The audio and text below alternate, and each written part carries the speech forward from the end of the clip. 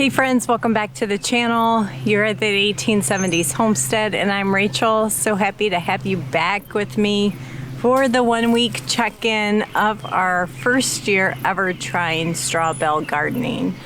So I've been doing two processes. The last video with you guys, I was talking about what I was going to be doing for charging them and how I had set up my bales. This one being, it had a deep layer of barn clean out on it, acting as a passive charging, which somebody asked what charging is, by the way. And if you're new to Strawbale gardening, it's just a process by which you start the decomposition. You're basically starting compost making is what you're doing. So creating a good environment for a plant to grow in. After that initial charging, I said I want to do a real good experiment. So pretend I didn't do day one charging on this by adding the milorganite, and I never added it again, just watered it every single day. The back 4 bales, we were doing the standard process, charging by adding your nitrogen amendment every other day, watering every day. So today we're going to take the temperature together. And the thing is I only have a soil gauge temperature thermometer. It only goes up to 90 degrees, and compost, you know, can get up to 160, 180 degrees. So if this goes above 90, I know it's higher than any soil temperature would be that I would have, and it's working. So let's see how it goes. We haven't had super high heat since I started this process. I think the warmest day was maybe 70, but on average 50s and 60s. So, but this weekend it's going to get, or this coming weekend, so it's Monday. This coming weekend, it's going to get up to 86 already. So I want my cucumbers and squashes and pumpkins are like begging to go in the ground. They are ready. So if this one is not too hot, I think I might start planting in it already. So I'm going to set that in there and wait for a little bit. Just to let you know, I did just take the temperature of my in-ground beds and my raised beds, and they're sitting at like 68 degrees. So we'll see what this one says. So oddly enough, it's actually cooler than my in-ground beds. It's only reading just over 65. So let me stick it down in here and see what we get.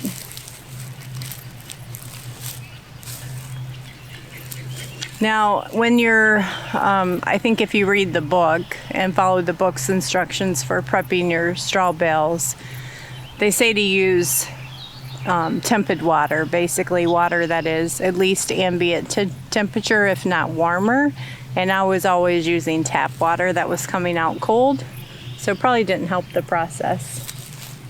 And it did not kill off the ryegrass seed that I thought it would. I thought it would, and it did not.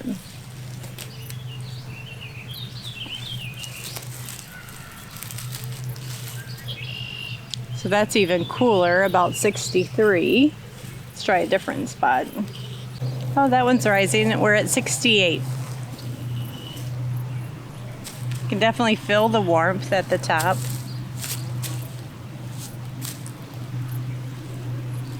Regarding, it is still very moist inside. So I know one of the concerns is I was concerned that I would have to water a lot to keep it moist.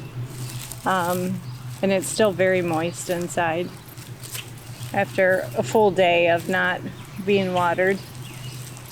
So this one's also almost right at 70 degrees. Okay, so let's go check the back bales that have been charged every single day and see if there's anything different. All right, we're gonna check these bales. I don't think that they feel very different from the top, but we'll check them and see if there's anything different. These have been charged every other day with milorganite and then watered on the off days. Nope, the temperature is dropping. Call that about 66.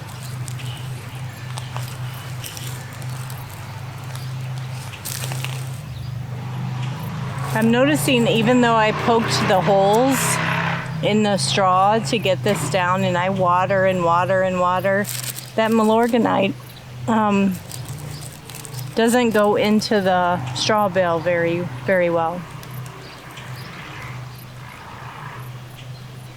Okay, this one is sitting right at 70 degrees right there. Might be at 71 on that one. Probably about 68.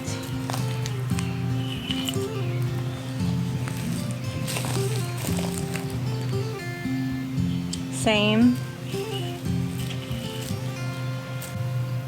About 71.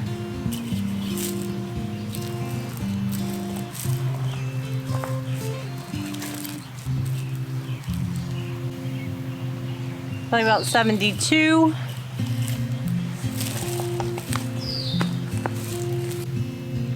Same, about 72, about 70. Okay, so in summary, these are averaging, what, 5 degrees higher or so than the ones that have been passively composting. So I'm gonna keep charging these over the next week. So after week 1, I cut back the amount of nitrogen I'm adding. So we will cut that back by half the nitrogen. So a 1/4 cup on each bale every other day, water in well. But this, probably tomorrow, I'm gonna come out here and plant that first straw bale with some pumpkins, zucchini, and cucumbers. And I have a good idea about how I'm going to do the cucumbers because there's such a high moisture content vegetable, like they really need a lot of water, and the roots like shade. So I'm going to share that with you guys on how I'm choosing to plant my cucumbers, not exactly in the straw bales, let me just say it like that. So come back for that, and if you have any thoughts on I think I should be seeing higher temperatures than I am, but I have to think, okay, I haven't been using warm water. I don't know what else. Maybe for the second week, I'll switch to ammonia sulfate, is another nitrogen source I have on hand. And we'll see if that doesn't get these bales breaking down a little bit faster. So I think it's going to be just a super fun learning experience this year. Do plants thrive in our environment with our conditioning process? And I'll of course share everything I learn along the way with you guys. It's a great opportunity if you don't have a backyard, say you only have a patio or a community garden space that you can work in and you don't have land. This is definitely a great opportunity to just put a very quick, fast raised bed in place. Low cost input. We paid $6 a bale for these versus the cost of soil and compost and building a raised bed. And then at the end of the season, this will just be compost that we add back to our garden space. So lots of benefits if this is successful, and definitely worth sharing with you all what I learned. So thanks guys for coming out in the garden with me.